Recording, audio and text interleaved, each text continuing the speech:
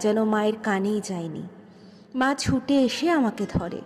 আমার হাত পায়ে তীব্র কাঁপুনি শুরু হয় মায়ের অমন আদর মাখা হাতের স্পর্শ পেয়ে।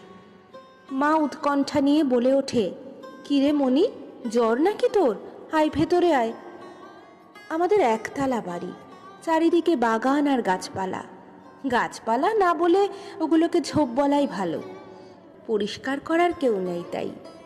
রান্নাঘর, বিশাল বারান্দা আর 4টে রুম। এইটা দাদুর আমলের বাড়ি।